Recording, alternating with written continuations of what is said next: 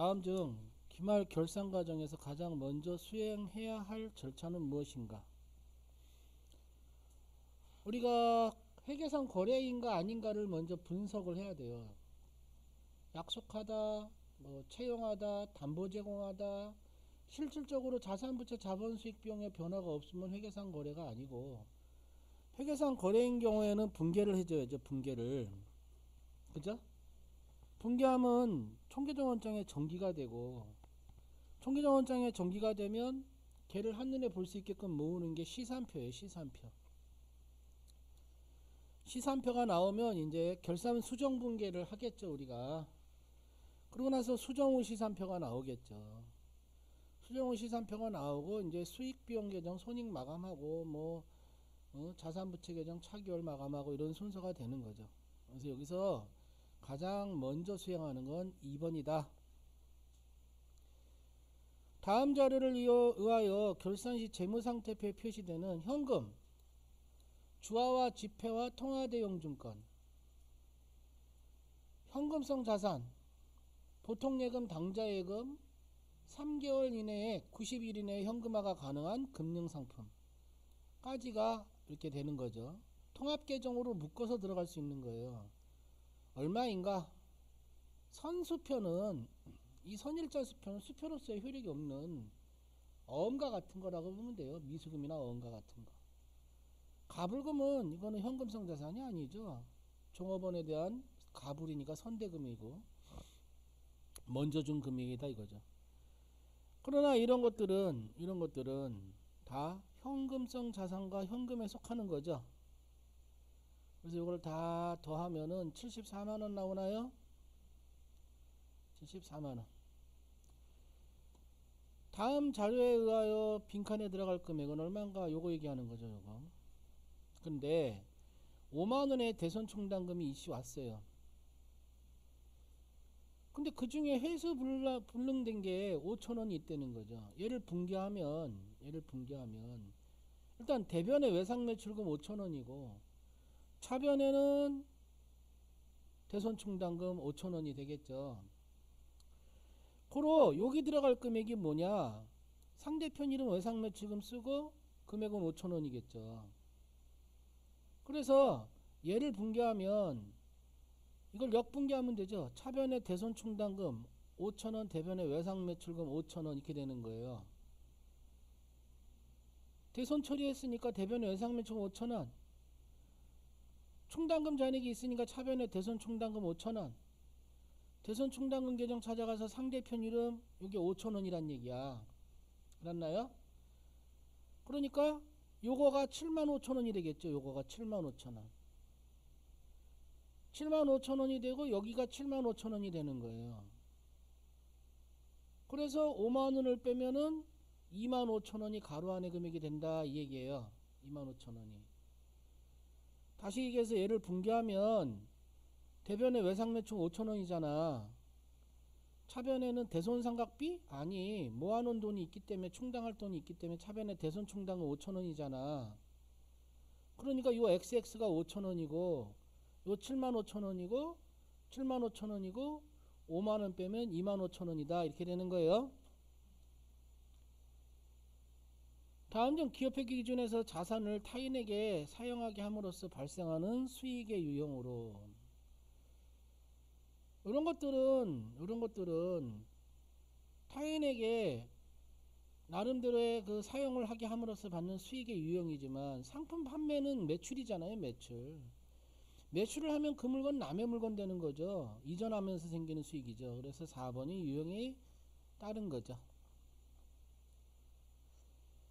다음 중 유형자산의 감가상각비를 계산하기 위한 필수 요소가 아닌 것은 얼마에 샀어? 취득원가. 얼마 동안이나 쓸 수 있어? 내용연수.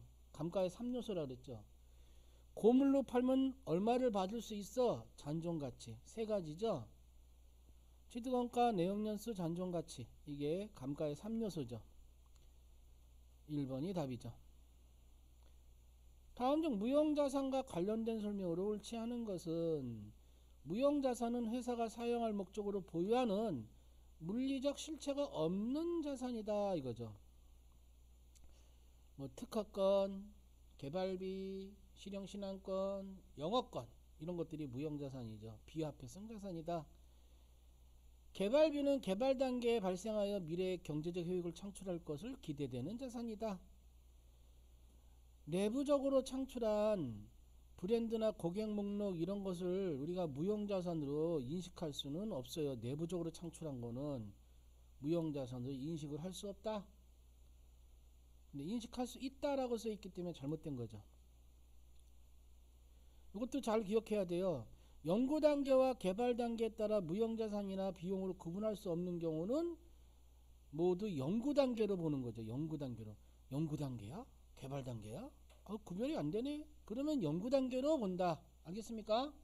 자주 나와요. 연구 단계로 본다. 다음 자료를 바탕으로 자본 조정을 계산하면 잘 모르면 어떡하나? 계정 과목 열어놓고 컨닝도 해라.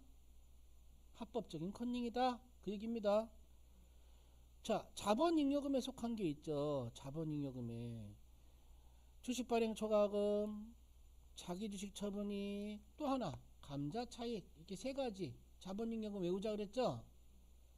그러니까 이 자본 조정을 물어보는 거니까 얘하고 얘니까 60만 원이 되겠네요. 60만 원. 다음 중 전자제품 도소매업을 영위하는 세무의 단기 손익계산서상 영업이익은 정기분 손익계산서 열어봐도 돼요. 매출액 마이너스 매출원가는 매출총이익, 매출총이익 마이너스 판매비와 관리비는 영업이익. 즉 세금, 공과, 소모품비, 여비, 교통비, 대손상각, 감가상각비, 보험료, 수선비 등 판매비와 관리비에 속한 거는 영업이익에 영향을 미쳐요. 그러나 영업이익 하위 계정, 영업의 수익이나 영업의 비용, 걔는 영업이익에 영향을 미치지 않죠. 여기서 영업이익에 영향을 미치는 거래라고 하는 거는 판매비와 관리비 또는 매출원가가 영업이익에 영향을 미친다라는 얘기죠. 유형자산 처분 손실은 영업의 비용이에요. 영업이익 밑에 들어가는 이자 비용도 영업의 비용이에요. 이 영업이익 밑에 들어가는, 여러분 정기분 손익계산서 아까 설명할 때 열었잖아요. 그 영업이익 밑에 들어간다는 얘기 알겠나요? 광고 선전비는 바로 판매비와 관리비로서 매출총이익에서 판매비와 관리비를 빼야 되는 금액이란 말이죠. 그래서 이건 영업이익에 영향을 미친다 이 얘기예요. 여러분 정기분 손익계산서 그 흐름도 외워둬야 돼요. 다음 중 원가에 대한 설명으로 가장 옳지 않은 것은 제조원가는 직접 조립비, 직접 노후비, 제조간접비로 본다. 자 여기 봐요. 직접 조립비와 직접 노후비는 기본원가 또는 기초원가라고 하죠. 직접 노무비와 제조간접비는 가공원가, 가공비라고 하죠. 이 직접 노무비는 깍두기예요. 기본원가에도 속하고 가공원가에도 속하는. 직접 재료원가는 기초재료에 매입을 더해서 이꼬로, 아까도 불러줬죠 공식을. 이꼬로 기초재료 플러스 구입, 매입 플러스 해서 이꼬로 재료비 소비액, 기말 원재료 재고액 이렇게 빼서 말하는 거죠. 그죠? 제품의 생산량이 증가하더라도 자, 이 공장의 임차료가 고정비예요. 이 교실이 한 달에 100만 원에 공장 임차료가 나가요. 제품을 10개 만들면 하나당 10만 원씩 단가가 형성이 되겠죠. 제품을 100개 만들면 하나당 단가가 만 원씩 형성이 되겠죠. 고정비는 총원가가 일정하고 한 개당은 많이 조업도가 많아지면 감소하는 거죠. 총고정원가는 일정하지만 단위당은 생산량에 따라 조업도에 따라 중감할 수 있는 거죠. 중감할 수 있는 거죠. 그래서 3번이 옳지 않은 거다. 회사는 제조간접비를 직접 노무 시간을 기준으로 배부하고 있다. 실제 제조간접비 발생액은 7만원이고 이게 실제액이야. 실제액은 7만원이고 그러면 이제 예정액을 찾아야 돼요. 예정액은 이거 곱하면 되죠. 700시간 곱하기 95, 700시간 곱하기 95. 그럼 예정액은 66,500원이에요. 예정액이 적죠 지금 실제액보다. 여기 봐봐. 이 금액이 이거보다는 적잖아 지금. 적은 금액이 얼마가 적어요? 3,500원 적잖아. 그죠? 예정액이 작으니까 과소배부했다. 3,500원만큼 이렇게 되는 거죠. 다음 중 보조부문 원가의 배부 방법 중 가장 복잡하고 정확한, 다른 말로 얘기하면 연립방정식법이에요. XY를 넣고 연립방정식을 대입해서 만드는, 그걸 다른 말로 상호배부법이라 하는 거예요. 보조부문 비율을 완전히 고려해서. 이거랑 정반대는 직접배부법이죠. 보조부문을 무시하고 가는 거죠. 비율을. 평균법에 의한 가공비의 완성 환산량, 재료비의 공정초기 전량투 무시해도 돼요. 얘는 무시해도 돼. 그 이유는 왜? 가공비의 완성품 환산량이라고 찾아달라고 했으니까. 재료비 자료는 무시해도 돼요. 문제는 가공비 완성 환산량이니까.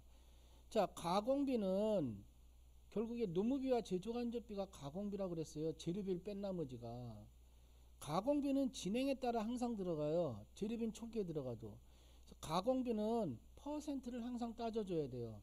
다시 말하면 여기 봐봐요. 완성품 이거, 환산량 이거 물어보는 거예요. 간단하게 얘기하면 이게 나와야지 금액이랑 나눠서 단가가 나온다 그랬잖아요. 그래서 완성품 환산량 해서 이 1000개와 요거 계산은 50개. 그러면 1050개가 답인 거예요. 1050개가 어려운 거 아니에요. 알겠나요? 만약에 여기 봐요. 선입선출법에 의한 하고 물어봤을 때는 여기 보라고. 선입선출법에 의한 하고 물어봤을 때는 요 금액에서 요것만 빼면 되는 거예요. 기초를 빼면 되는 거야. 그럼 선입선출법에 의한이야. 평균법에 의한 그러면 요거를 답이라고 보는 거고, 에? 선입선출법에 의한 그러면 기초를 빼면 답이야. 알았어요? 그런데 만약에 얘가 재료비를 물어보고 있어. 재료비를 물어본다면 이 퍼센트 무시하면 돼요. 이 문제가 만약에 재료비의 완성 환산량은 몇 개입니까? 라고 물어봤다면 퍼센트 무시하고 1100개 이러면 답이란 얘기죠. 공정 초기에 들어갔기 때문에. 만약에 선입선출법에 의한 그러면 요 기초를 빼면 된다. 그 얘기예요. 얘는 평균법이니까 요것만 계산하면 되는 거예요. 1050개. 다음 중 현행 부가가치세법에 대한 설명으로 틀린 것은, 부가가치세는 사업장마다 신고 및 납부하는 것이 원칙이다. 하지만 같이 하는 방법은 사업자 단위과세 제도라고 했어요. 부가가치세 부담은 전적으로 최종 소비자가 하는 것이 원칙이다. 담세자가 최종 소비자예요. 사업상 독립적으로 재화를 공급하는 자는 영리를 목적으로 하는 경우에만 납세 의무가 있다. 영리하고는 불구하고 계속적으로 재화를 공급하면 납세 의무가 있는 거예요. 영리 목적하고는 관계없다는 얘기죠. 그래서 답이 3번이다 이거죠.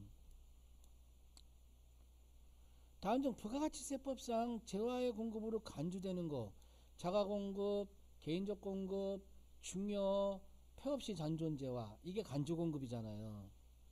간주공급으로 과세되는 항목은, 자, 직장 연예 및 직장 문화와 관련된 재화를 제공하는 경우, 뭐 복리후생 목적이고 또는 뭐 여러 가지 뭐 목적이란 얘기죠. 그러면 복리후생이니까 얘는 관계없이 어차피 다른 데서 사다가 써도 대급금 인정받으니까 간주공급을 인정 안 하죠. 작업복 작업모 이것도 역시 복리후생이니까, 예, 어차피 다른 데서 사다가 모자 주면 복리후생이니까 대급금 인정하니까 간주공급으로 인정 안 해요. 자기 물건 써도. 경조사와 관련된 거 이것도 역시 공급으로 인정이 안 되죠. 10만원 이내니까. 그러나 이렇게 중요를 하는 경우에는 간주공급으로 세금을 시가, 공정가액에 맞춰서 인정을 하라 그러죠. 그래서 4번이 간주공급에 인정이 되는 거죠. 필요적 기재사항, 작성연월일, 공급하는 자의 등록번호와 상호성명, 공급받는 자의 등록번호, 공급가액과 세액 이렇게 외워야 되는 거죠. 3번은 필요적 기재사항이 아니죠.